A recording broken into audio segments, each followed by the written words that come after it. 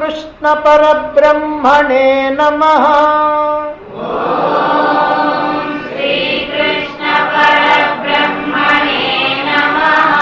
శ్రీమద్భగవద్గీత అథ ప్రథమోऽధ్యాయః. అర్జున విషాదయోగః. ధృతరాష్ట్ర ఉవాచ ధర్మక్షేత్రే కురుక్షేత్రే సమవేతాయుయుత్సవః. మామకః పాండవాశ్చైవ కిమకుర్వత సంజయ. భగవద్గీతలో మొట్టమొదటి శ్లోకం ఇది. ఇది ధృతరాష్ట్రుడు సంజయుడిని అడుగుతూ ఉన్నాడు. ఇలాంటి సందర్భం ఎందుకు వచ్చింది అని అంటే, మహాభారత యుద్ధం 10 రోజులు పూర్తయిపోయిన తర్వాత జరిగినటువంటి విశేషాలను వినిపించడం కోసమని సంజయుడు ధృతరాష్ట్రుడి దగ్గరికి వచ్చినప్పుడు, భీష్ముడు పడిపోయాడు శిఖండి చేతిలో అని చెప్పడంతో ఎలా జరిగింది ఇది అని ఒక్కసారి ఆశ్చర్యపోయినటువంటి ధృతరాష్ట్రుడు తన లోపల ఉన్నటువంటి భావాలను వెల్లడి చేయకుండా, తాను ఎన్ని దుర్మార్గాలు చేసినప్పటికి కూడా, ఎంత అధర్మంగా ప్రవర్తించినప్పటికి కూడా, పాండవులు ఏమైనా అధర్మం చేశారేమో అనేటువంటి విషయాన్ని తెలుసుకోవటం కోసమని ధర్మక్షేత్రమైనటువంటి కురుక్షేత్రంలో యుద్ధం చేయడానికి సిద్ధమైనటువంటి నా వాళ్ళు పాండవులు, నా కుమారులు పాండవులు, ఓ సంజయ ఏం చేశారు అని అడగటం, దానికి సంజయుడు సమాధానం చెప్పటం ఏమిటో ఈ రోజున మనం చూద్దాం. ధృతరాష్ట్రుడి యొక్క ప్రశ్నని నిన్న మనం చాలా వివరంగానే చెప్పుకున్నాం. ఎందుకనంటే ఇందులో ధృతరాష్ట్రుడి యొక్క మనస్తత్వం ఏమిటో, సంజయుడి యొక్క స్థితి ఏమిటో, అతడు ఎట్లా ఇంద్రియ నిగ్రహం కలిగినటువంటి వాడు, వాళ్ళ ఆ ఇద్దరి యొక్క వ్యక్తిత్వాలని మనం తెలుసుకున్నాం. అలాగనే ఆ అడిగినటువంటి సందర్భం కానీ, ఆ అడగటానికి వెనుకున్నటువంటి ఉద్దేశం కానీ వాటిని తెలుసుకున్నాం.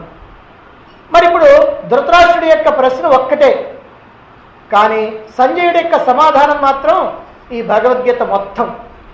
మరి ఆ సంజయుడు ఏం చెప్తున్నాడో ఈ రోజున చూద్దాం. సంజయ ఉవాచ దృష్ట్వా తు పాండవానీకం యోధం దుర్యోధనస్తదా ఆచార్యముపసంగమ్య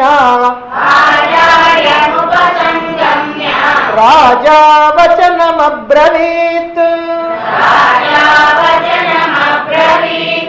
సంజయ ఉవాచ దృష్ట్వా తు పాండవానీకం యూఢం దుర్యోధనస్తదా ఆచార్యముపసంగమ్య రాజా వచనమబ్రవీత్.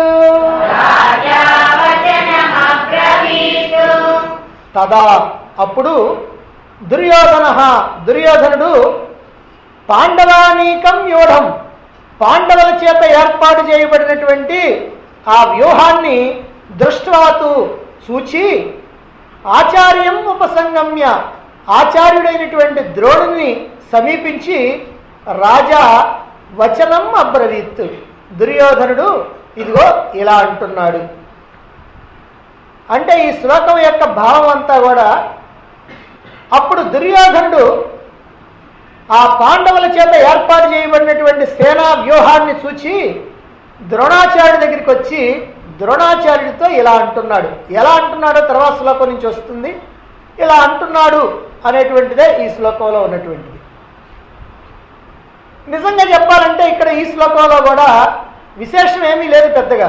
ఎందుకనంటే ఏదో అటువైపుకు చూచాడు, ఆ పాండవ సేనను చూచి ఏదో చెప్పాలనుకొని ద్రోణాచార్యుడి దగ్గరికి వచ్చాడు. ఇదే విషయం.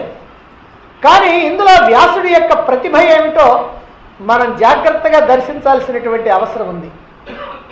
ప్రతి శ్లోకాన్ని కూడా వ్యాసుడు ఏ రకమైనటువంటి నైపుణ్యంతో నేర్పుతో మనకు అందించాడో చాలా జాగ్రత్తగా గమనించాలి.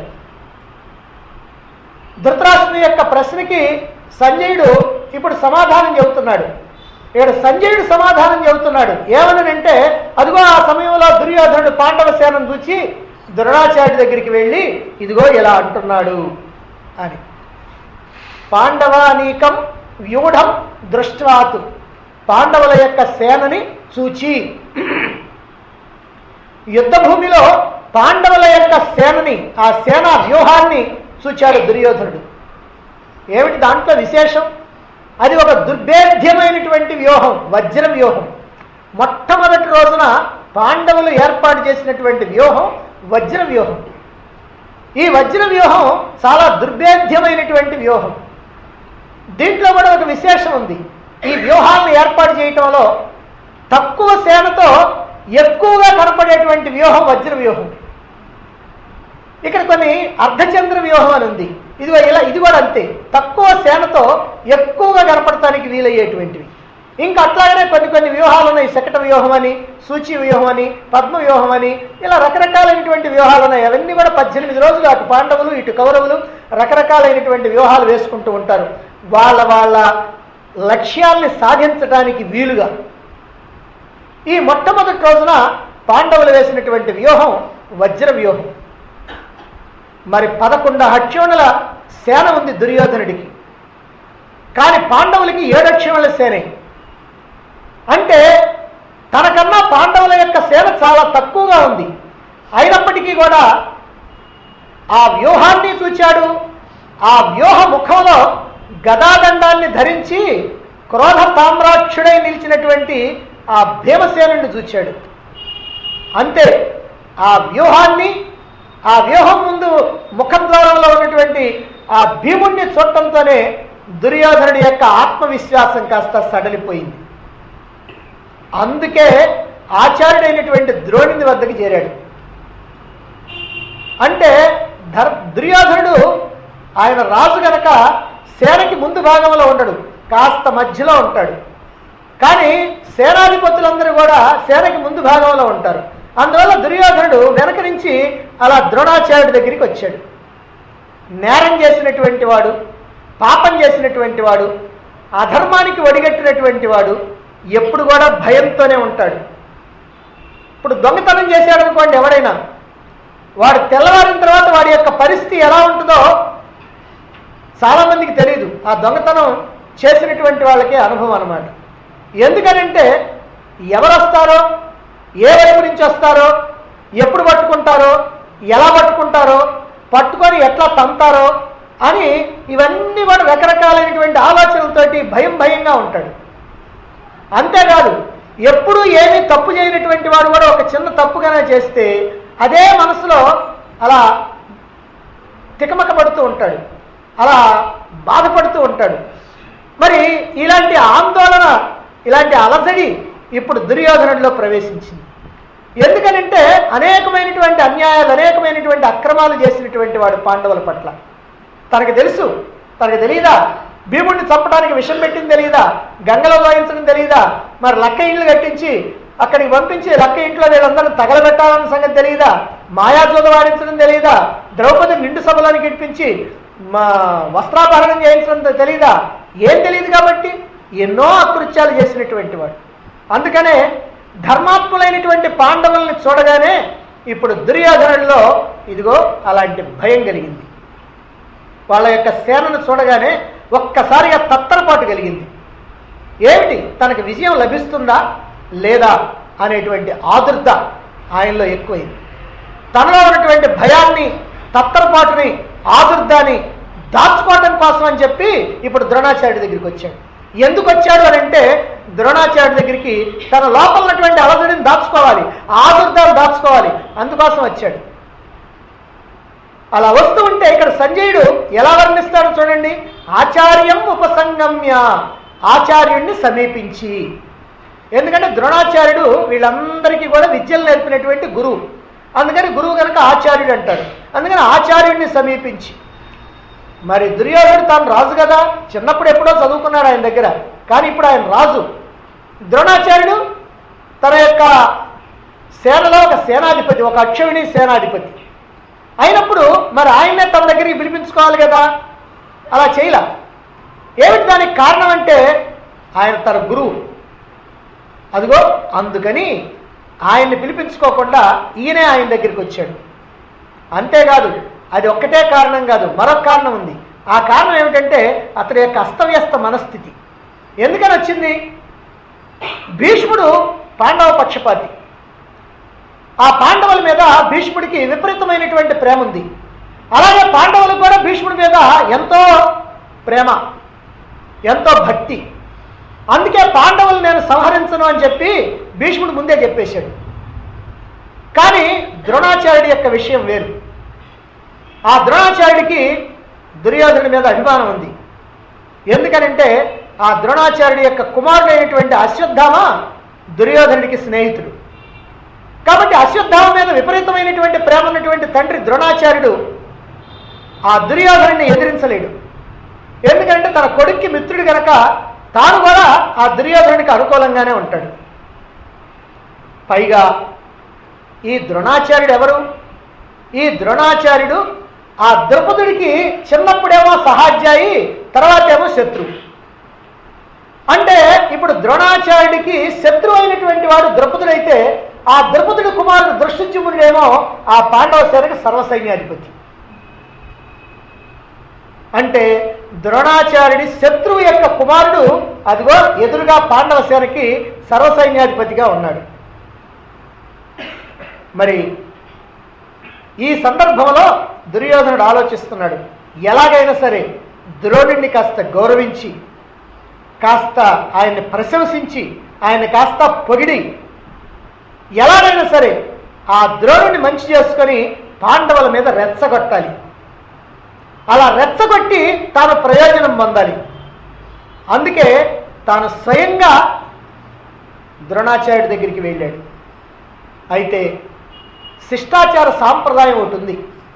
ఒక శిష్యుడు గురువుని సమీపించినప్పుడు ఆ గురువుకి నమస్కరించడం అనేటువంటిది అది సాంప్రదాయం, శిష్టాచార సాంప్రదాయం. మరైతే దుర్యోధనుడు అలా నమస్కరించాడా? నమస్కరించలా. ఎందుకని నమస్కరించలేదు? తాను రాజు గనక రాజుననేటువంటి అహంకారమా? అహంకారం అంటానికి వీల్లేదు. ఎందుకనంటే నిజంగా రాజు గనక అహంకారమే గనక ఉన్నట్లయితే దుర్యోధనుడికి, అంటే ద్రోణాచార్యుడి దగ్గర అహంకారాన్ని చూపించాలి అనేటువంటిదే గనక అయినట్లయితే ఆయనే తన దగ్గరికి పిలిపించుకునేవాడు. కానీ ఆయనే ఆ ద్రోణాచార్యుడి దగ్గరికి ఎందుకు వెళ్ళాడు? ఎందుకు వెళ్ళాడంటే ఆ ద్రోణాచార్యుడిని గురువుగా గౌరవిస్తున్నాడు అన్నమాట. మరైతే ఎందుకనండి మరి నమస్కారం చేయలేదు అంటే ఆ పాండవ సేనని చూచినప్పుడు కలిగినటువంటి భయం ఏదైతే ఉందో ఆ భయం వల్ల అతనిలో అనేక రకాలైనటువంటి ఆలోచనలు కలిగి, అలసడి కలిగి, అశాంతి కలిగి, ఆందోళన కలిగి తన యొక్క మనస్సంతా అస్తవ్యస్తమై ఆ తొందరపాటుతో వివేకాన్ని కోల్పోయాడు. ఆ వివేకాన్ని కోల్పోయాడు కనుక నమస్కారం పెట్టాలి అనేటువంటి ఉద్దేశాన్ని కూడా మర్చిపోయాడు. ఆ సాంప్రదాయాన్ని ఆయన మర్చిపోయాడు. అవివేకంతో ఉన్నటువంటి వాడి పనులన్నీ కూడా ఇదిగో ఇలాగనే ఉంటాయి. మరి ఆచార్య ద్రుపదపుత్రుడైనటువంటి ఆ దృష్టజ్యుమ్నుడు ఇదిగో ఈ సేన మొత్తాన్ని కూడా ఇదిగో ఇట్లా వ్యూహంగా ఏర్పాటు చేశాడు. ఇప్పుడు మీరు నాకు బాగా చక్కగా సహాయం చేయాలి. ఈ మాట అంతా ఎందుకు ఇలాంటి భావాన్ని వ్యక్తం చేస్తున్నాడు? అతడిలో ఉన్నటువంటి ఆ భయం. అంటే ఇంతవరకు పాండవులంటే నాకు లెక్క, వాళ్ళ అంతు తేల్చి పారేస్తాను, ఈ భీష్ముడు ద్రోణుడు వీళ్ళందరూ కూడా నాకు అక్కర్లేదు, నాకు కర్ణుడు, నా తమ్ముడు దుశ్శాసనుడు, మేము ముగ్గురు ఉంటే చాలు ఈ పాండవ సేనని చీల్చి చెండాడతాం అని పలికినటువంటి వాడు దుర్యోధనుడు. తన తండ్రి దగ్గర ఆ మాటలు చెప్పినటువంటి వాడు. తండ్రి దగ్గర చెప్పటమే కాదు, అది అహంకారపూరితంగానే అయినప్పటికీ కూడా దుర్యోధనుడి యొక్క ఉద్దేశం అదే. మరి అటువంటి వాడు ఇలా ద్రోణాచార్యుడి దగ్గరికి వచ్చి ఆయన ద్వారా సహాయాన్ని పొందాలని అనుకొని లేదా వాళ్ళని రెచ్చగొట్టాలని అనుకొని మరి నమస్కారం పెట్టలేదే. ఈ విషయాన్ని వేదవ్యాసుడు ఎంత అద్భుతంగా చెప్పాడో ఇదిగో ఈ పదం మనకు తెలియజేస్తా ఉంది. ఎందుకనంటే ఇందులో ఉపయోగించినటువంటి ఈ పద ప్రయోగం ఏదైతే ఉందో ఆ పద ప్రయోగాన్ని మనం చాలా జాగ్రత్తగా గమనించాలి. ఎంతో సమయస్ఫూర్తితో సందర్భోచితంగా ఎంతో విజ్ఞతతో మనోభావాలను చక్కగా ప్రతిబింబించేటట్టుగా ఇక్కడ చెప్పడం జరిగింది. ఏమన్నాడు చూసారా? ఆచార్యం ఉపసంగమ్య రాజా వచనం అబ్రవీత్. ఆచార్యం ఉపసంగమ్య, ఆచార్యుణ్ణి సమీపించి, అదొక మాట. రాజా వచనం అబ్రవీత్, దుర్యోధన మహారాజు ఇలా అన్నాడు. అక్కడ ఆచార్యం ఉపసంగమ్య అన్నాడు కదా, ద్రోణుణ్ణి సమీపించి అని అనకుండా ఆచార్యుణ్ణి సమీపించి అని అన్నాడు. అంటే ఆచార్యుణ్ణి సమీపించి అనటం వల్ల ఉద్దేశం ఏంటంటే శిష్యుడిగా వచ్చాడు అని. ఆయన ఆచార్యుడు అయినప్పుడు ఈయన శిష్యుడు అవుతాడు. ఆయన ద్రోణుడు కనుకైతే ఈయన దుర్యోధనుడు అవుతాడు. ఆయన సేనాని కనుకైతే ఈయన మహారాజు అవుతాడు. మరి ఆయన ఆచార్యుణ్ణి సమీపించి అని అన్నాడంటే అర్థమైంది అంటే శిష్యుడిగానే వచ్చాడు ద్రోణాచార్యుడి దగ్గరికి, లేకపోతే వచ్చేవాడు కాదు, ఆయన్నే పిలిపించుకునేవాడు. అయితే ఆచార్యం ఉపసంగమ్య అని ఆ తర్వాత ఏమన్నాడు? రాజావచనం అబ్రవీత్ అన్నాడు. ఇక్కడికి వచ్చినప్పటికి రాజు అయినటువంటి దుర్యోధనుడు ఎలా అంటున్నాడు అని అన్నాడు. అంటే సమీపించడమేమో శిష్యునిగా సమీపించాడు, మాట్లాడటమేమో రాజులాగా మాట్లాడుతూ ఉన్నాడు అన్నమాట. అంటే దీన్ని రెండింటినీ కనుక కలిపితే మనకి ఏమర్థం అవుద్దంటే పాపం ద్రోణాచార్యుడి మీద గురుభక్తి ఉంది, అది లేదంటానికి వీల్లేదు. అయితే ఇప్పుడు వినయ విధేయతలతో కూడినటువంటి శిష్యభావం కాదు ఈయనకు ఉంది, అహంకారంతో కూడినటువంటి శిష్యభావం. ఈ గురుభక్తి, ఈ శిష్యభావం ఎలాంటిదనంటే అహంకారంతో కూడుకున్నటువంటిది. ఎందుకనంటే గురువు దగ్గర శిష్యులు రెండు రకాలైనటువంటి వాడు ఉంటారు. నిజంగా గురువు మీద ఆ భక్తి ఉన్నటువంటి వాడు, ఆ భక్తి ఉన్నటువంటి వాడు, నిజంగా గురువు మీద భక్తి ఉన్నటువంటి వాడు ఎప్పుడు కూడా అతడు తలకాయ ఎగరేయడు. కానీ కాస్త అహంకారం కనుక తలెత్తిందా అప్పుడప్పుడు తప్పక గురువు మీద భక్తిని చూపించినా, ఏదో 10 మంది చూస్తా ఉన్నప్పుడు బాగుండదు అనుకొని ఆ గురుభక్తిని చూపించినా అందులో కాస్త అహంకారం బయటకు వస్తుంది. అదిగో అలాంటి లక్షణం ఇక్కడ దుర్యోధనుడిలో ఉంది. అందుకనే ఇక్కడ ఆచార్యం ఉపసంగమ్య రాజావచనం అబ్రవీత్ అన్నాడు. ఎందుకు ఇక్కడ రాజా అనేటువంటి పదం ప్రయోగించకుండా ఆచార్యుడిని సమీపించి ఇదిగో ఇలా అన్నాడు దుర్యోధనుడు అంటే సరిపోద్ది కదా. ఆహాహా, ఇక్కడ రాజావచనం అబ్రవీత్ అన్నాడు. అంటే ఇది ప్రవేశించటం అంటే ద్రోణాచార్య దగ్గరికి రావటమేమో శిష్యుడిగా వచ్చాడు, కానీ ఆయనతో మాట్లాడాలి కదా. ఆ మాట్లాడేటప్పుడు శిష్యుడిగా వినయంతో మాట్లాడతలేదు, రాజులాగా కాస్త అహంకారంతో మాట్లాడుతున్నాడు అని అతి మనోహరంగా చిత్రించాడు వ్యాస భగవానుడు. ఇది పరమ పూజ్య వ్యాస భగవానుని యొక్క విశిష్టత. ఇది ఈ శ్లోకం నుంచి మనం గమనించాల్సినటువంటి ముఖ్యమైనటువంటి విషయం. మరి ఆచార్య ద్రోణుని సమీపించినటువంటి దుర్యోధనుడు ఏమంటున్నాడు? అదిగో ఏమంటున్నాడు తర్వాత శ్లోకంలో చెప్తున్నారు. 3 చూడండి. పశ్యైతాం పాండుపుత్రాణం ఆచార్య మహతిం చమూం వ్యూఢాం ద్రుపదపుత్రేణ తవ శిష్యేణ ధీమతా పశ్యైతాం పాండుపుత్రాణం ఆచార్య మహతిం చమూం వ్యూఢాం ద్రుపదపుత్రేణ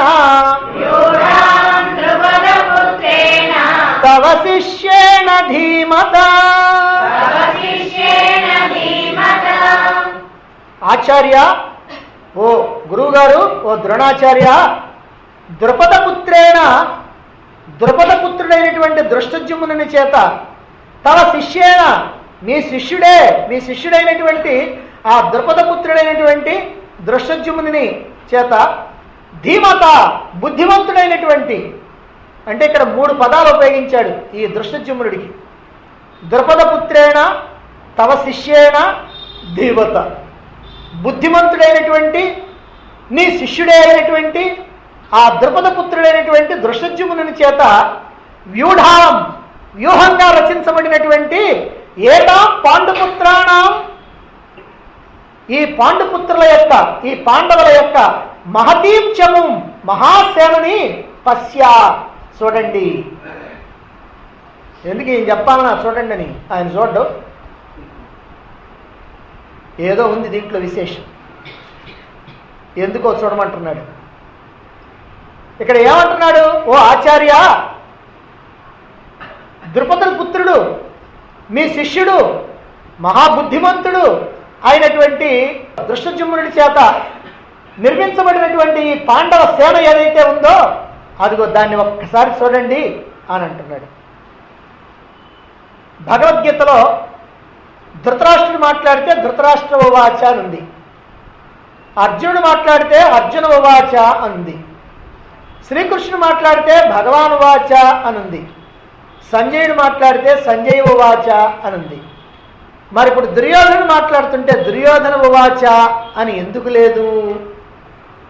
ఇదో సందేహం. ఎందుకనండి వ్యాసుడు దుర్యోధన ఉవాచ అనకుండా ఉన్నాడు? దీనికి ఒక్కటే కారణం, దుష్టుడైనటువంటి దుర్యోధనుడి యొక్క ప్రసక్తి, అంటే దుర్యోధనుడి పేరు ఉచ్చరించడం ఇష్టం లేకనే అదిగో ఇక్కడ దుర్యోధన ఉవాచ అని అల్లా. ఏమండి, దుష్టుడైనటువంటి దుర్యోధనుడి పేరు అంటానికి ఇష్టం లేకనే అనలేదంటున్నారు కదా, మరి అంతకంటే దుష్టుడైనటువంటి ధృతరాష్ట్రుడి పేరు చెప్పారు కదండి అని మనకి సందేహం రావచ్చు. అంటే ఏమిటంటే, అవునయ్యా ఉన్నదే ఎక్కువ, ఇంకా దానికి ఇంకోటి ఏడగలపమంటావు అని అందుకని లేదనమాట. అదేమో తప్పకక్కడ ధృతరాష్ట్ర ఉవాచ అని చెప్పాల్సి వచ్చింది. కానీ ఆ తర్వాత ధృతరాష్ట్రుడికి సమాధానం చెప్పేటప్పుడు ఎట్లాగో సంజయుడు చెప్తున్నాడు కనుక ఇదిగో దుర్యోధనుడు ఇట్లా అన్నాడు అని చెప్తే సరిపోతుందని ఆ సంజయ ఉవాచ మీదగానే ఈ దుర్యోధనుడి యొక్క ప్రసక్తిని తీసుకొచ్చాడు. అంతే తప్ప ప్రత్యేకంగా దుర్యోధన ఉవాచ అని అల్లా. మరి ద్రోణాచార్యుని సమీపించినటువంటి దుర్యోధనుడు మరి ఏమంటున్నాడు ఆయనతోటి? ఓ ఆచార్య, గొప్పదైనటువంటి ఆ పాండవ సేనను చూడండి, ఆహా ఎంత బ్రహ్మాండంగా వ్యూహంగా ఏర్పాటు చేయబడిందో చూడండి, వజ్ర వ్యూహంగా ఏర్పాటు చేశారు. అదిగో ఎదురుగా భీమసేనుడు నిలబడ్డాడు, మరో పక్క సాత్వికి నిలబడ్డాడు, మరో పక్క అర్జునుడు నిలబడ్డాడు. అదిగో చూడండి ఆ వ్యూహం ఎలా ఉందో, ఎంత బ్రహ్మాండంగా ఏర్పాటు చేశాడు. ఆ వ్యూహాన్ని ఎవరు నిర్మించారో తెలిసినా, ఎవరు దీని యొక్క సృష్టికర్త తెలిసినా, ఆయన ఎవరో కాదండి దృష్టజ్యుమ్నుడు. దృష్టజ్యుమ్నుడు అంటే ఎవరనుకుంటున్నారో? మీ శిష్యుడు, మహాబుద్ధిమంతుడు, పైగా ద్రుపదపుత్రుడు అని ఈ 3 విశేషణాలు తగిలించారు. ఇంతకీ ఈ 2 విషయాల్ని దుర్యోధనుడు ద్రోణాచార్యుడికి తెలియజేయటం ఎందుకు? అదిగో చూడండి, అదిగో దృష్టజ్యుమ్నుడు ఏర్పాటు చేశాడు అని ఎందుకు తెలియజేయటం? ద్రోణాచార్యుడికి సేనా వ్యూహాల గురించి అంత బాగా తెలియదా? లేక ఎదురుగా ఉన్నటువంటి సేనని ఏర్పాటు చేసినటువంటి దృష్టజ్యుమ్నుని గురించి తెలియదా? లేకపోతే అక్కడ ఉన్నటువంటి వీరుల గురించి తెలియదా? నిజంగా ఈ 2 పక్షాల్లో కూడా ద్రోణాచార్యుడి వంటి వ్యూహరచన నైపుణ్యం కలిగినటువంటి వాడు మరొక్కడు లేడు. ఆఖరికి శ్రీకృష్ణుడు కానీ, అర్జునుడు కానీ, ఇటు పక్క ఉన్నటువంటి భీష్ముడు కానీ, అటు కర్ణుడు కానీ ఎవ్వరు కూడా ద్రోణాచార్యుడితో సమానమైనటువంటి వ్యూహరచన నైపుణ్యం కలిగినటువంటి వాడు లేడు. అందుకే ప్రతిరోజు కూడా భీష్ముడు ఆ 10 రోజులు యుద్ధం చేసినప్పుడు 10 రోజులు కూడా ద్రోణాచార్యుడి యొక్క సలహా మీద వ్యూహాన్ని నిర్మించేవాడు. ఆయన క్రౌంచ వ్యూహం నిర్మించమంటే క్రౌంచ వ్యూహం నిర్మించేవాడు, ఆయన సర్ప వ్యూహం నిర్మించమంటే సర్ప వ్యూహాన్ని, ఆయన శకట వ్యూహం అంటే ఈయన శకట వ్యూహాన్ని, ఆయన వజ్ర వ్యూహం అంటే వజ్ర వ్యూహాన్ని, ఇట్లా ఆయన ఏ వ్యూహం చెప్తే ఆ వ్యూహాన్ని ద్రోణాచార్యుడి యొక్క సలహా మీద ఏర్పాటు చేసేవాడు భీష్ముడు. అందువల్ల వ్యూహరచన నైపుణ్యంలో ద్రోణాచార్యుడితో సమానమైనటువంటి వాడు లేడు. దుర్యోధనుడు వచ్చి ద్రోణాచార్యుడికి వ్యూహాన్ని గురించి చెప్పాల్సినటువంటి అవసరం లేదు. అంతటి మేధావి, మేధావి కాదు చెప్పాలంటే మహామేధావి ద్రోణాచార్యుడు ఈ విషయంలో. మరి ఎదుటి సేనలో ఉన్నటువంటి దృష్టజ్యుమ్నుడి గురించి తెలీదా? ఆ దృష్టజ్యుమ్నుడు ఎవరో ద్రుపద పుత్రుడని, ఆయన బుద్ధిమంతుడని, మరి ఆయన ఇదిగో ఆ వ్యూహాన్ని రచించినటువంటి వాడని, మరి ఆయనని శిష్యుడని, ఇవన్నీ కూడా ఆయనకి తెలియదా? ఆయన శిష్యుడు ఆయనకి తెలీదు. ఈ దుర్యోధనుడే చెప్పాలనా? దుర్యోధనుడు దృష్టజ్యుమ్నుడు ఇద్దరు కలిసే ద్రోణాచార్యుడి దగ్గర విద్యలు నేర్చుకున్నారు. ఈ 100 మంది కౌరవులు, ఆ 5గురు పాండవులు, మరి ద్రోణాచార్యుని చంపడానికి పుట్టినటువంటి దృష్టజ్యుమ్నుడు, భీష్ముడిని చంపడానికి పుట్టినటువంటి శిఖండి, వీళ్ళందరూ ద్రోణాచార్యుడి దగ్గర విద్యలు నేర్చుకున్నోళ్ళే. తనను చంపేటువంటి వాడికి కూడా ఆయన విద్య చెప్పినటువంటి వాడు ద్రోణాచార్యుడు. కాబట్టి ఇప్పుడు ఆయనకి తెలియనటువంటి వాళ్ళు ఎవరు లేరు. ఇంకా చెప్పాలంటే ఆ ఎదటి సేనలో కానీ తన సేనలో కానీ ఉన్నటువంటి యువకుల్లో సగం మందికి పైగా ఆయన దగ్గర శిష్యుడు. ఎందుకంటే దేశ దేశాల రాజకుమారులందరూ కూడా ద్రోణాచార్యుడి దగ్గరికి వచ్చి ప్రత్యేకమైనటువంటి అస్త్రశస్త్ర విద్యలన్నీ కూడా నేర్చుకున్నారు. కాబట్టి ఆయనకి ఈ దుర్యోధనుడు అని చెప్పాల్సినటువంటి అవసరం లేదు. అందుకంటే అందరూ కూడా తన శిష్యులే. తన శిష్యుల సంగతి తనకు తెలియదా? పైగా ఇక ద్రుపదుడు ఎవరు? ద్రుపద పుత్రేణ అని చెబుతున్నాడు. ద్రుపదుడు యొక్క కుమారుడండి అని. అంటే ద్రోణాచార్యుడు తెలీదా? ద్రుపదుడు తెలీదా? ఆ ద్రుపదుడు తన సహాధ్యాయి, అంటే ఇద్దరు క్లాస్మేట్స్. చిన్నప్పుడే ఎప్పుడో ఆయన విద్యాబుద్ధులు నేర్చుకోవడం కోసం ముందు ద్రోణాచార్యుడు యొక్క తండ్రి దగ్గరనే ద్రుపదుడు కూడా విద్యలు నేర్చుకున్నాడు. ఆ తర్వాత అగ్నివేశుడు అనేటువంటి ముని దగ్గర ఇద్దరు కూడా విద్యలు నేర్చుకున్నారు. కాబట్టి ద్రుపదుడు ద్రోణాచార్యుడు ఇద్దరు కూడా సహాధ్యాయులు, క్లాస్మేట్స్. మరి ఈయనెందుకు పరిచయం చేయటం? ఎందుకంటే దుర్యోధనలో భయం ప్రవేశించింది. అధర్మపరుడైనటువంటి వాడికి కార్యరంగంలోకి దిగే ముందే నిరాశ, నిస్పృహ, భయము కలగటం సహజం. తనది అన్యాయం అని తనకు తెలుసు. తాను ఎన్నో అకృత్యాలు చేశాడు, పాండవుల్ని ఎన్నో విధాలుగా కష్టపెట్టాడు. అందుకే తాను విజయాన్ని సాధించలేనేమో అనేటువంటి భయం ఆయన పట్టుకుంది. ఆ భయంతో మనసు కాస్త అశాంతిగా, ఆందోళనగా, అలజడిగా, గజిబిజిగా మారింది. స్థిరంగా ఒక చోట నిలవలేకపోయాడు. మనసంతా ఎప్పుడైతే గందరగోళం అవుతుందో ప్రశాంతంగా ఉండటం ఆయనకి సాధ్యం కాదు. ఎవరికీ సాధ్యం కాదు, దుర్యోధనుడికే కాదు. ఇలాంటి స్థితిలో ఉన్నవాడు ఎవరైనా సరే ఇతరులతో మాట్లాడటానికి ప్రయత్నిస్తూ, ఇతరులకి ధైర్యం చెబుతూ, నాకేం భయం లేదండి అని తన భయాన్ని పోగొట్టుకోవడం కోసమని తనకు తానే ధైర్యం చెప్పుకుంటూ ఉంటాడు. చూడండి, ఇప్పుడు ఎవరైనా ఒక బలవంతుడైనటువంటి శత్రువుతో మీరు తగాదా పెట్టుకున్నారనుకోండి, నీకంటే అన్ని విధాలుగా బలవంతుడు అతడు ఒక మహారౌడీ అన్నయ్య ఉంటాడు, లేకపోతే పెద్ద పొలిటికల్ నాయకుడైనా ఉంటాడు. అలాంటి వాడితో పొరపాటున తెలుసో తెలియకో అమాయకత్వంతో తగాదా పెట్టుకున్నావు. తగాదా పెట్టుకొని ఆయన మీద నువ్వు కాస్త ప్రగల్భాలు పలికావు.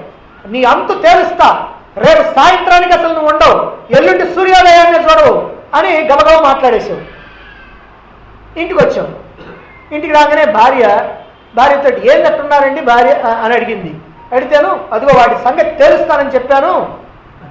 అయ్యయ్యో, వాడితోటి మీరెందుకు తగాద పెట్టుకున్నారండి? వాడు ఏమనుకున్నారు? అసలు వాడు 100 మందిని నిలబెట్టామని చంపేస్తాడు కావాలంటే.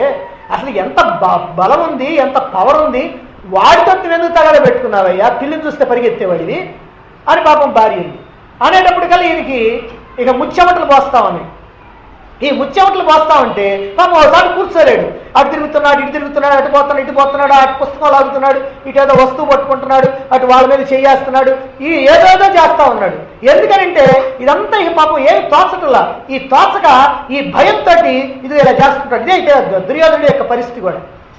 ఇలా చేస్తూ కాసేపు ఆగిన తర్వాత ఆయనలో ఆయనే ఇక మనిషి అంతా కూడా నీరసం అయిపోతా ఉంది. ఆ నీరసం అయిపోయేటప్పుడు అప్పుడు అనుకుంటున్నాడు అనమాట, ఎట్లా ఈ భయం అని. అందుకని మళ్ళీ భార్యను పిలిచి, నా సంగతి నీకు ఇంకా తెలియదు, నువ్వు నా మంచితనాన్నే చూసావు, అసలు నేను కనుక తలుచుకున్నానంటే వాడిని ఏం చేస్తానో చూసుకో అని అంటున్నాడు. ఎందుకంటే నిజంగా నేను ఏం చేసేది లేదు, వాడు కనుక వచ్చాడంటే పారిపోవాలి, ఇక్కడ ఈ ఏరియాలో లేకుండా పారిపోవాలి. కానీ ఎందుకంటున్నాడంటే తన లోపల ఉన్నటువంటి భయాన్ని పోగొట్టుకోవడం కోసం అని చెప్పి, నేను అంతటి వాడిని నా సంగతి నీకు తెలియదని కాస్త గొప్పలు చెప్పుకుంటా ఉన్నాడు. ఇదిగో ఇప్పుడు ఖచ్చితంగా దుర్యోధనుడి యొక్క పరిస్థితి ఏమిటంటే అతనిలో భయం ప్రవేశించింది. ఈ భయం ప్రవేశించినప్పుడు ఎవరో ఒకరి దగ్గరికి వెళ్ళాలా, ఏదో ఒకటి చెప్పాలా. చెప్పింది నీకేం పర్వాలేదు లేవయ్యా, నేనున్నాను అని వాడు కనుక అన్నారనుకో, ఈయన కాస్త ధైర్యంగా ఉంటాడు. అదిగో దానికోసం అని చెప్పి ఇప్పుడు ఇదిగో ఈ ద్రోణాచార్యుడి దగ్గరికి వచ్చాడు. వచ్చి ఏం పర్వాలేదు, ఏం భయం లేదు అనేటువంటి మాట అనిపించుకోవడం కోసం ప్రయత్నం చేస్తున్నాడు. ఆ ప్రయత్నంలో భాగంగానే ఇప్పుడు ఇక్కడ అసందర్భ ప్రసంగం చేస్తున్నాడు, అధిక ప్రసంగం చేస్తున్నాడు, తన యొక్క బుద్ధిహీనతని బయట పెట్టుకుంటా ఉన్నాడు. ఏమిటి బుద్ధిహీనత అంటే, ఎవరొక్కడే ఉంది? ద్రోణాచార్యుడు. ఆ ద్రోణాచార్యుడి వయస్సు ఎంత? నీ వయస్సు ఎంత? నువ్వు ఆయనకి శిష్యుడు. మరి ఆ ఎదురుగా ఉన్నటువంటి వాళ్ళు శిష్యులు, మరి వ్యూహరచన తెలిసినటువంటి వాడు ఆయన దగ్గరికి వచ్చి ఆ వ్యూహం చూడు, అదెంత బాగుందో చూడు, ఆ దృశ్యజముడు ఎవరో తెలిసినా నీ శిష్యుడు. ఏమిటి ఆయన శిష్యుడని ఆయనకి తెలీదు? ఇది అసందర్భ ప్రసంగం, అధిక ప్రసంగం. కాబట్టి తనకి తెలియకుండానే తాను భయపడుతున్నాడు అనేటువంటి విషయం ద్రోణాచార్యుడికి అర్థమయ్యేటట్టుగా ప్రవర్తించాడు. ఇది అస్తవ్యస్త మనస్థితి. చీకట్లో ఇప్పుడు ఒంటరిగా ప్రయాణం చేస్తున్నారనుకోండి, ఒంటరిగా ప్రయాణం చేస్తుంటే ఎక్కడ ఏం చూసినా సరే దయ్యమేమో భూతమేమో అని భయం పుట్టింది. ఎందుకంటే ఏమో అది మన మీదకి వచ్చి కొడుద్దేమో అని ఆ చీకట్లో ప్రయాణం చేసేవాడికి భయం పుట్టింది. అలా భయం పుడితే వాడి భయాన్ని వాడు పోగొట్టుకోవడానికి ఏం చేస్తాడంటే ఒక ఏలేస్తాడు. ఏలేసిన తర్వాత మనసులో అనుకుంటాడు, నాకేం పర్వాలేదు, ఎవడొస్తాడు రమ్మను, దయ్యం కాదు భూతం కాదు, నా దగ్గరికి వస్తే మొత్తాన్ని ఖాళీ చేస్తాను అని అంటూ ఉంటాడు. ఇదిగో ఈ ప్రకారమైనటువంటి మనస్తత్వం అంతా కూడా ఏమిటంటే అస్తవ్యస్త మనస్థితి. మనసు సరిగ్గా లేకపోతే, ప్రశాంతంగా లేకపోతే ఇలాంటి మాటలు అసందర్భ ప్రలాపాలన్నీ చేస్తూ ఉంటాడు. ఇప్పుడు అలాంటి అస్తవ్యస్త మనస్థితితో వచ్చాడు దుర్యోధనుడు. ఆ వచ్చినటువంటి దుర్యోధనుడు ఏమంటున్నాడు? ఆచార్య, ద్రుపద పుత్రుడు, మీ శిష్యుడు, బుద్ధిమంతుడైనటువంటి ఆ దృశ్యజముని చేత ఏర్పాటు చేయబడినటువంటి ఆ పాండవ సేనా వ్యూహాన్ని ఒక్కసారి చూడండి అని అంటున్నాడు. ఇక్కడ దృశ్యజమునుడికి 3 విశేషణాలు ఏర్పాటు చేశాడు. సేనను చూడండి అంటే విశేషమే లేదు, కానీ దృశ్యజమునుడికి 3 విశేషణాలు ఏమిటి? 1 ద్రుపద పుత్రేణ, 2 తవ శిష్యేణ, 3 ధీమత. మొదటిది ద్రుపద పుత్రేణ. దృష్టజుమ్నుడు అని సూటిగా పేరు చెప్పకుండా ఏం చేశాడు? ద్రుపద పుత్రుడు అని అంటున్నాడు. అంటే ఇక్కడ ద్రోణాచార్యునికి ద్రుపదుడితో వైరం ఉంది. ఎందుకనంటే ద్రోణాచార్యుడు ఆ ద్రుపదుడు ఇద్దరు కలిసి చదువుకున్నారు. ఆ చదువుకునేటప్పుడు ఇద్దరు బాగా మంచి స్నేహితులు. ఆయనేమో రాజకుమారుడు, ఈయనేమో బ్రాహ్మణ కుమారుడు.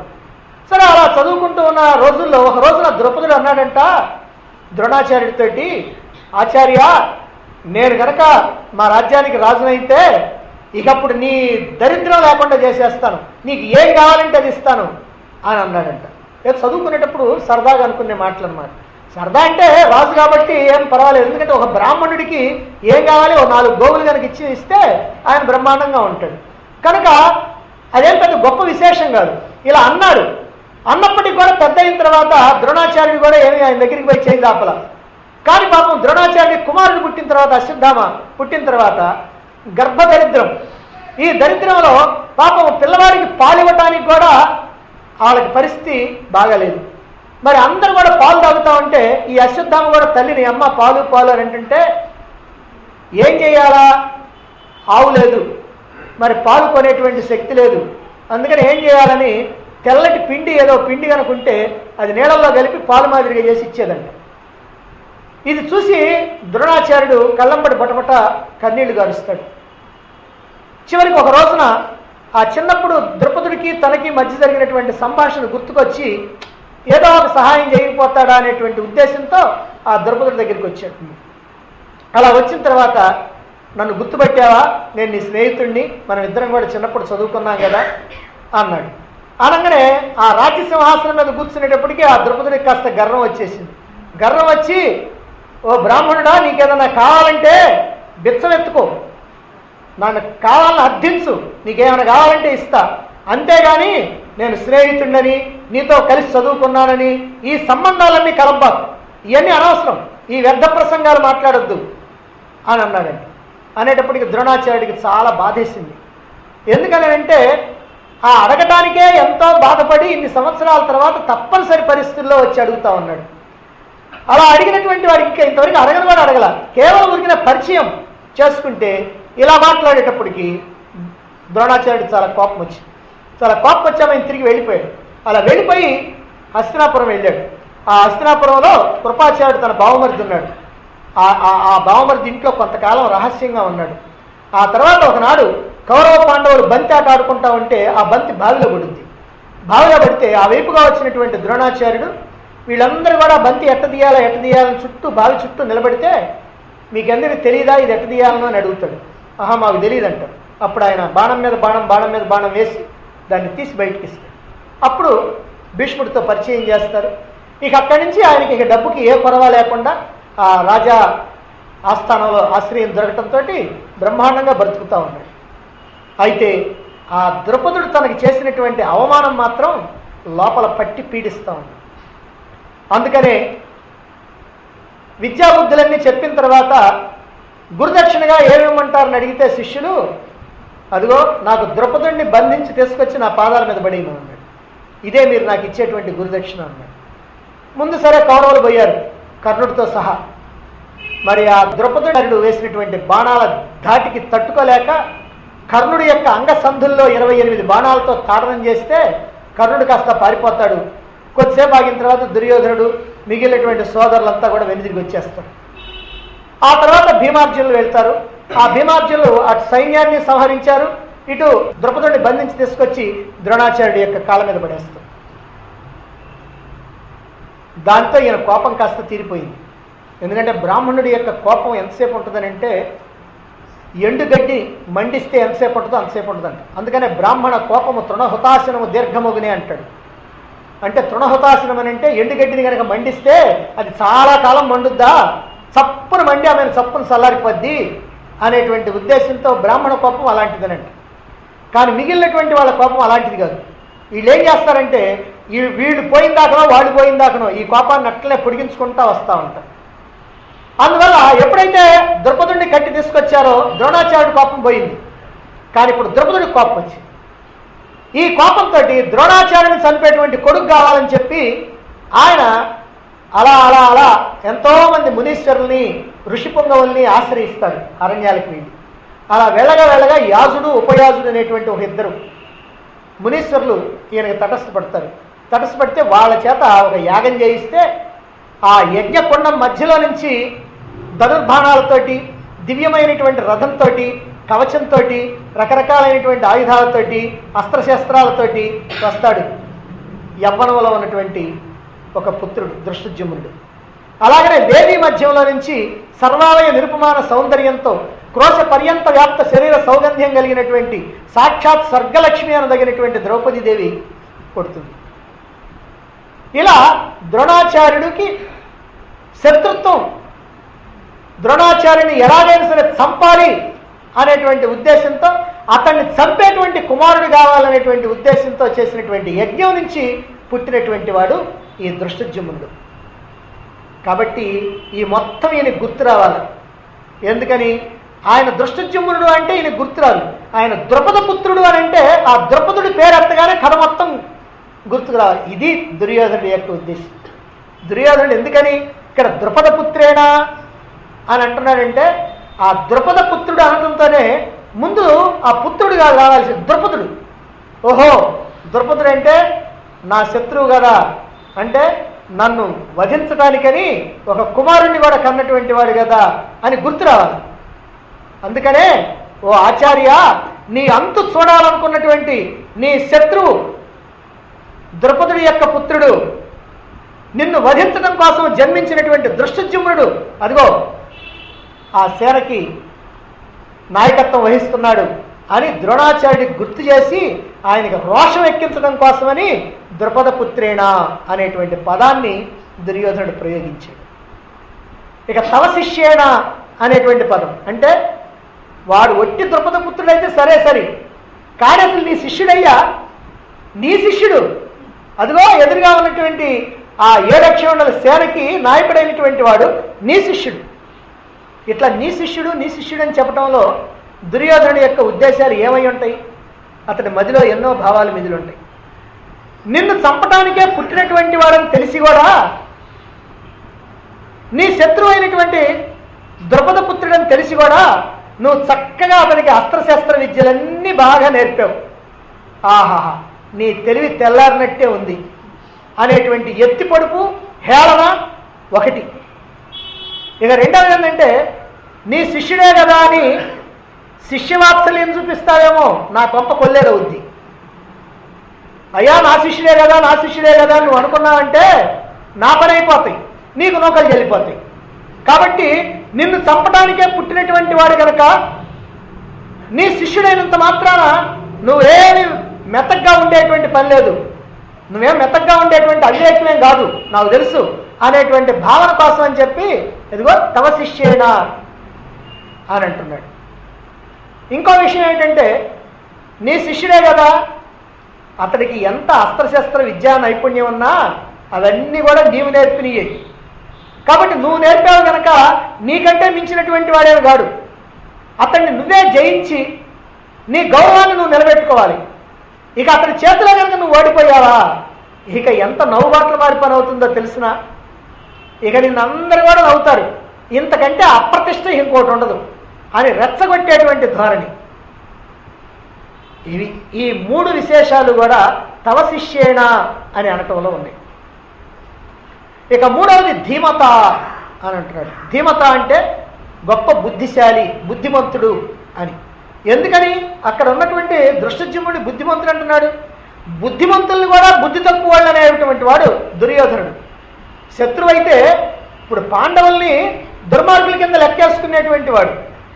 మరి అటువంటి వాడు ఆ ఎదురుగా ఉన్నటువంటి ఆ దృష్టజ్యుమ్నుడిని, అందుట్లో పాండవ సేనకి నాయకత్వం వహిస్తున్నటువంటి వాడిని బుద్ధిమంతుడిని ఎందుకంటున్నాడు? ఎందుకనంటే ఆహా భలే బుద్ధిమంతుడయ్యా ఆయన. ఎవరు? ఆ దృష్టజ్యుమ్నుడు. బుద్ధిమంతుడు అంటే వాళ్ళు ఏంటంటే ఎగతాళి అనమాట. అంటే భలే బుద్ధిమంతుడయ్యా, నీ దగ్గరే విద్యలు నేర్చుకొని ఆ విద్యల సాయంతో నిన్ను సంహరించడానికి సిద్ధమయ్యాడు.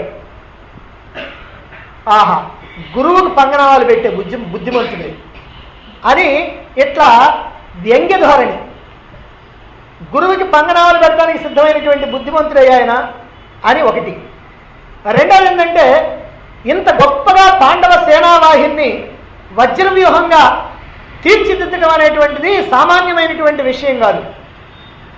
దృష్టజ్యుమ్నుడు గొప్ప వ్యూహరచన నైపుణ్యం కలిగినటువంటి వాడు అని రుజువు అవుతా ఉంది ఇప్పుడు. ఎందుకనంటే ఇలాంటి వ్యూహాన్ని ఏర్పాటు చేశాడు కనుక అతడు చాలా గొప్ప బుద్ధిమంతుడు అని నిజంగానే మెచ్చుకోవటం. కాబట్టి అతని విషయంలో నువ్వు చాలా జాగ్రత్తగా ఉండాలి అని హెచ్చరించడం ఇందులో ఉన్నటువంటి విశేషం. ఈ ఉద్దేశాలతోనే ధీమత, బుద్ధిమంతుడు అని దుర్యోధనుడు అనటం జరిగింది. మరి తనకి 11 అక్షౌహిణుల సేన ఉన్న, పాండవులకేమో 7 అక్షౌహిణుల సేనే ఉన్నప్పటికీ కూడా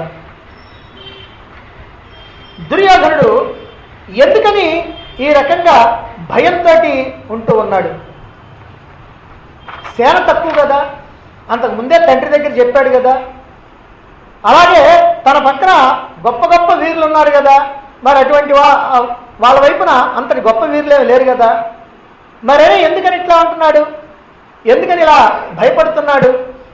ఎందుకని మహతీం చమం, అదిగో గొప్పదైనటువంటి సేన అని పాండవ సేనని చాలా గొప్పది అని చెబుతున్నాడు? ఎందుకనంటే ఇది దుర్యోధనుడి మనస్సులో ఉన్నటువంటి భయం, ఆ దుర్యోధనుడి మనస్సులో ఉన్నటువంటి అలజడి, అస్తవ్యస్త మానసిక స్థితి వ్యక్తమవుతుంది. పాండవ సేన వజ్రవ్యూహంలో ఉంది. ఈ వజ్రవ్యూహం అనేటువంటి దుర్భేద్యమైనటువంటి వ్యూహం. అంతేకాకుండా వ్యూహముఖంలో ఇది అసలు భయంకరమైనటువంటి విషయం. వ్యూహముఖంలో తనకి పోటీదారుడైనటువంటి భీమసేనుడు క్రోధం మూర్తిభవించి నిలబడ్డాడు గదాదండాన్ని ధరించి. అదిగో అలా ఎప్పుడైతే ఆ భీముడిని చూశాడో ఈ దుర్యోధనుల్లో ఈ భయం ప్రారంభమైంది. మరి దుర్యోధనుడు ఎలాంటి వాడు? ఈ భయం కలగటానికి కారణం ఏంటంటే ఆసురీ స్వభావం కలిగినటువంటి దుర్యోధనుడు. ఆసురీ స్వభావం కలిగినటువంటి వాడు. ఆసురీ స్వభావం కలిగినటువంటి వాడి లక్షణం ఏమిటంటే భగవంతుడిని కాదని భగవంతుడు ఇచ్చినటువంటి వస్తువుల మీద వ్యామోహం చూపించేవాడు. ఇప్పుడు మనమందరం కూడా అదే రకం, దుర్యోధనుడు కూడా అదే రకం. ఒక ఆమంట వాళ్ళ ఆయన కొనక్క ఓ ముక్కు పొడకు కొనిపెట్టాడు. ముక్కు పొడకు కొనిపెడితే సరే పాపం ఎప్పుడూ ఏమీ కొనుక్కోలేదు కాబట్టి ముక్కు పొడకు కొనేటప్పటికి అదే గొప్పగా ఉందాము. అందుకని ఆ పక్కింటానికి ఈ పక్కింటానికి ఎదురింటానికి వాళ్ళకి వీళ్ళకి బజార్లో వాళ్ళకి కనపడ్డ వాళ్ళకి అందరికి పిలిచి ముక్కు పొడక, నా ముక్కు పొడక చూసారా, నా ముక్కు పొడక చూసారా, నా ముక్కు పొడక చూసారా అంటుంది. అంటే ఎంత గొప్పగా ఉందో నా ముక్కు పుడక చూడండి.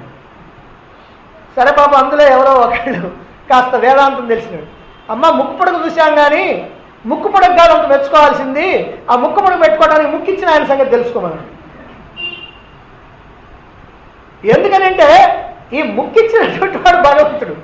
ఈ ముక్కు పుడక బజార్లో కొనుక్కుంటే వచ్చి ఈ ముక్కుడు బజార్లో కొనడానికి వీల్లేదు కనుక దీనికంటే అది చాలా గొప్ప విషయము అనేటువంటి ఉద్దేశంతో మరి ఇక్కడ దుర్యోధనుడు కూడా ఇలాంటి బుద్ధి కలిగినటువంటి వాడి. ఎందుకనంటే కౌరవ పాండవ యుద్ధం జరుగుద్ది అని అనుకున్నప్పుడు శ్రీకృష్ణుడి యొక్క సహాయం కోసం అని చెప్పి ఒకవైపు నుంచి దుర్యోధనుడు ఒకవైపు నుంచి అర్జునుడు బయలుదేరారు. ఉపప్లవం నుంచి ఈయన, హస్తినాపురం నుంచి ఆయన బయలుదేరారు. ఎందుకనంటే శ్రీకృష్ణుడు ఇద్దరికీ చుట్టమే. పాండవులకి ఎట్ట చుట్టమో అందరికీ తెలుసు. ఎందుకంటే కుంతీదేవి మేనలుడేమో శ్రీకృష్ణుడు, కుంతీదేవి కొడుకులేమో పాండవులు. కాబట్టి మేనత్త బిడ్డలు, భావమర్దులు, కాబట్టి వాళ్ళకి సహాయం చేయాల. రెండో విషయం ఏమిటంటే తన చెల్లెలు సుభద్రని అర్జునుడికి ఇచ్చాడు శ్రీకృష్ణుడు. అందువల్ల కూడా ఇంకా బంధం బాగా గట్టిపడ్డది. పైగా దుర్యోధనుడికి శ్రీకృష్ణుడికి అర్జునుడు స్నేహితుడు, బంధువు, మిత్రుడు, బాగా మంచి మిత్రుడు. ఇద్దరు కూడా ఎంతో అన్యోన్యంగా కలిసిమెలిసి ఉండేవాడు. ఇక ఇటువైపుకి వస్తే దుర్యోధనుడు ఏముందండి, దూరపు చుట్టం అనుకుంటారేమో. ఏం దూరపు చుట్టం కాదు, దూరపు చుట్టం అయినా దగ్గర చుట్టాన్ని చేసుకున్నారు. ఎట్లంటే దుర్యోధనుడికి ఒక కూతురుంది లక్ష్మణ అని, ఒక కొడుకు లక్ష్మణుడు, కూతురేమో లక్ష్మణ. ఈ లక్ష్మణాన్ని శ్రీకృష్ణుడి యొక్క జాంబవతికి పుట్టినటువంటి కుమారుడు ఉన్నాడు. శ్రీకృష్ణుడికి జాంబవతికి పుట్టిన కొడుకు సాంబుడని. అదిగో ఆ సాంబుడు ఏం చేస్తా అంటే ఈయన స్వయంవరం చాటిస్తే ఈయన ఎత్తుకొని పోతాడు. ఎత్తుకొని పోయిన తర్వాత ఈ దుర్యోధనాదులందరూ కూడా వెనకాడితే వెళ్ళి యుద్ధం చేస్తా ఉంటే అప్పుడు వాళ్ళు కూడా వచ్చారు. బలరాముడు, శ్రీకృష్ణుడు అంతా వచ్చేసారు. ఆ తర్వాత పెళ్లి చేసేస్తాడు. ఆ విధంగా దుర్యోధనుడు శ్రీకృష్ణుడు వియ్యంకులు. దుర్యోధనుడు శ్రీకృష్ణుడు వియ్యంకులు. మరి పాండవులు శ్రీకృష్ణుడు భావభావమూర్తులు, అంటే మేనత్త కొడుకులు. కనుక ఇద్దరికీ బంధువే. అందువల్ల సహాయం అడగటం కోసం ఇక్కడ హస్తినాపురం నుంచేమో దుర్యోధనుడు బయలుదేరాడు, అటువైపునేమో ఉపప్లవ్యం నుంచేమో అర్జునుడు బయలుదేరాడు. ఇద్దరు కూడా ద్వారకా నగరానికి వచ్చేసారు. అయితే ముందుగా శ్రీకృష్ణుడి మందిరంలో దుర్యోధనుడు అడుగు పెట్టాడు. ఆ తర్వాతనే అర్జునుడు వచ్చాడు. సరే, ఇదంతా మీరు శ్రీకృష్ణ రాయబారం నాటకాల్లోనూ సినిమాల్లోనూ చూసే ఉంటారు. ఎందుకంటే ఆయన శ్రీకృష్ణుడు కాస్త నిద్రపోతున్నట్టుగా పడుకున్నాడు శేషపానం మీద. ఆయన పడుకునేటప్పటికీ ఆ తలవైపును కూర్చున్నాడు దుర్యోధనుడు, అదిగో కాళ్ళ వైపున నిలబడ్డాడు అర్జునుడు. ఈయన అని కళ్ళు నిలుపుకొని అట్లా లేసేటప్పటికల్లా ఎదురుగా ఆ కాళ్ళ దగ్గర ఉన్నటువంటి అర్జునుడు ఉన్నాడు. ఆయన చూశాడు. ఆ తర్వాతనేమో దుర్యోధనుడు చూశాడు. ఏంటనంటే చెప్పారు, ఇదిగో ఇట్లా నీ సహాయం కోసం వచ్చామని. సరే, అట్లయితే నా సహాయం కోసం వచ్చారు, మీరు అడుగుతున్నారు, మీకు సహాయం చేయాల్సినటువంటి ధర్మం నాకుంది. మీ ఇద్దరికీ నేను సహాయం చేయాలి. ఎందుకంటే ఇద్దరు కూడా నాకు బంధువులు కాబట్టి ఖచ్చితంగా చేయాల్సిందే, తప్పదు. అందువల్ల నేను ఒకటి ఆలోచిస్తున్నా. అదేంటంటే నాకు 10,000 మంది నారాయణ గోపాలు అనే ఒక బ్రహ్మాండమైనటువంటి సేన ఉంది. ఇక తిరుగులేనటువంటి సేన, నాతోటి సమానమైనటువంటి వాళ్ళు ఒక్కొక్కళ్ళు. అదిగో ఆ సేన మొత్తం కూడా ఒకళ్ళకి ఇచ్చేస్తా. నేను ఒక్కడిని ఓ పక్కుంటా. మళ్ళీ నేను ఒక్కడిని ఓ పక్కున్నాను కదా అని చెప్పి యుద్ధం చేస్తాను అనుకున్నాను. నేను మాత్రం యుద్ధం చేయను, ఊరికి ఏదైనా సలహాలు చెబుతూ ఉంటా. మరి ఇప్పుడు ఏది కావాలో కోరుకో, మీ ఇష్టం, మీకు ఏది కావాలంటే ఇది కోరుకోవచ్చు అని అన్నాడు. అనగానే దుర్యోధనుడు ఎప్పుడెప్పుడు కోరుకుందామా, ఈ 10,000 సైన్యాన్ని తీసుకొని పోదామని పాపం ఆయన తొందరగా ఉంది. కానీ ఇక్కడ మళ్ళీ వెలికి పెట్టాడు. ఏంటంటే నేను ముందుగా నువ్వు వచ్చావు కానీ ముందుగా నేను అర్జునుడిని చూశాను కదా, కాబట్టి అర్జునుడు కోరుకోవటమే న్యాయము. అదిగాక నువ్వేమో స్వతంత్రుడివి, అర్జునుడేమో అన్నచాటువాడు, అన్నచాటు తమ్ముడు. అందుకని శ్రీకృష్ణుడు ఇట్లా చెప్తే నువ్వెందుకురా ఇట్లా పొరపాటు పడ్డావు అని అన్నేమన్నా అంటాడేమో, అందుకోసం అని చెప్పి అతన్నే కనుక మనం కోరుకోమన్నాం అనుకో, ఆడేది కోరుకుంటే అది కోరుకుంటాడు, మిగిలింది నీది ఉంది అని అన్నాడు కృష్ణుడు. ఆహా, ఈ సైన్యం మొత్తాన్ని అర్జునుడికి అప్పచెప్పి ఈ ఒక్కడు ఊరికినే సొంటి కొమ్మ అని అంటారు. ఇదిగో అట్టోడు వచ్చి నా దగ్గర కూర్చుంటాడు. ఏం చేసుకోవటం, ఇదిగో నాకు రథంలో ఉంటాయి కదా రకరకాల బొమ్మలు, ఆ బొమ్మల్లో ఒక బొమ్మ మాదిరిగా ఈయన కూర్చోబెట్టుకోవాలి నేను అని అనుకుంటా ఉన్నాడు మనసులో దుర్యోధనుడు. సరే బాబు, అర్జునుడు కోరుకోమంటావా బావా అన్నాడు. కోరుకోమన్నాడు. అప్పుడు కోరుకోమంటే కోరుకున్నాడు. నాకేం అక్కర్లేదు, నువ్వు ఉండు నా వైపున, నాకు అదే చాలు అన్నాడు. అమ్మయ్యా అనుకున్నాడు దుర్యోధనుడు. తన యొక్క కోరిక నెరవేరింది, చాలు నేను ఆ సైన్యాన్ని తీసుకొని వెళ్తానన్నాడు. సరే అన్నాడు. వచ్చేసి అంటే ఇక్కడ శ్రీకృష్ణుని కన్నా శ్రీకృష్ణుని యొక్క సైన్యం గొప్పగా భావించాడు. భగవంతుడి కన్నా భగవంతుడు ఇచ్చినటువంటి వస్తువుల్ని గొప్పగా భావిస్తూ ఉంటాం. మనం కూడా అంతే. మనం ఏం చేస్తున్నామంటే ఇక్కడ భగవంతుడు ఇచ్చినటువంటి గాలి, భగవంతుడు ఇచ్చినటువంటి నీరు, భగవంతుడు ఇచ్చినటువంటి భూమి, భగవంతుడు ఇచ్చినటువంటి ఆకాశం, భగవంతుడు ఇచ్చినటువంటి ఆహారం, భగవంతుడు ఇచ్చినటువంటి వెలుతురు, వీటన్నింటినీ చక్కగా వాడుకుంటున్నాం. కానీ వీటన్నింటిని ఇచ్చినటువంటి భగవంతుడిని మాత్రం గుర్తు చేసుకోవాలంటే మనకి టైం ఉండదు. నాకెక్కడ కుదురుద్దండి, నా వల్ల కావట్లేదండి అని అంటాం. వీటన్నిటికీ కుదురుద్ది, కానీ ఆ భగవంతుడిని గుర్తు చేసుకోవడానికి ఇంత సహాయం చేస్తున్నటువంటి వాడు ఒక్క క్షణం గాలి కనుక నీ ముక్కుల దగ్గరికి రాకపోతే ఏమవుతుంది నీ పరిస్థితి? ఒక్కరోజు కనుక నీళ్లు కనుక లేకపోతే ఏమవుతుంది నీ పరిస్థితి? ఒక్కరోజు ఆహారం లేకపోతే ఏమవుతుంది నీ పరిస్థితి? ఇంకేమి లేవు, మాటలు చెప్పడానికి ఏముండదు, అటో ఇటో పడిపోవటమే. కాబట్టి మరి వీటన్నిటిని ఇచ్చినటువంటి భగవంతుడు ఎంత గొప్పవాడు, ఎంత నీకు సహాయం చేస్తున్నాడు. సరే, ఇవన్నీ కాదు, నువ్వు బాగా తిని హాయిగా పడుకుంటే ఈ మొత్తాన్ని తెల్లారేటప్పటికి అరిగిచ్చేసి చక్కగా నిన్ను మళ్ళీ రెడీ చేస్తున్నాడు తినడానికి. ఎంత మేలు చేస్తున్నాడు ఆయన. ఎవరన్నా ఆలోచిస్తున్నారా? ఆ భగవంతుని గురించే మాట్లాడుకుంటున్నావా? ఆ భగవంతుడు ఇచ్చిన వాటిని గురించి మాట్లాడుకుంటున్నాం. అయితే అది బాగలేదండి, ఇది బాగలేదండి, ఇది ఎట్లుందండి, అది ఎట్లుందండి, అసలు దేవుడికి బుద్ధి లేదండి అని ఇట్లా మనం ఎన్నో చెప్పుకుంటాం. కాబట్టి ఇది ఆసురీ స్వభావం. ఈ దుర్యోధనుడు కూడా అంతే, ఆసురీ స్వభావం. ఈ ఆసురీ స్వభావం మంచిది కాదు. మనం భగవంతుడి మీద విశ్వాసం ఉంచాలి, భగవంతుడిని కోరుకోవాలి. భగవంతుడు కనుక నావాడైతే అన్నీ నాయవుతాయి, భగవంతుడు కనుక నావాడు కాకపోతే అన్నీ పోతాయి. ఇప్పుడు దుర్యోధనుడు ఏం చేశాడు? భగవంతుడిని వద్దనుకొని ఆ సేనను కోరుకున్నాడు. ఆ సేన పోయింది, ఆయన పోయాడు, 99 మంది తమ్ముళ్ళు పోయాడు, అసలు చాలనటువంటి వాడు భీష్ముడు పోయాడు, ద్రోణాచార్యుడు పోయాడు, 11 లక్షల సేన పోయింది. సర్వనాశనం అయిపోయి ఉన్నటువంటి రాజ్యం కూడా ఊడిపోయింది.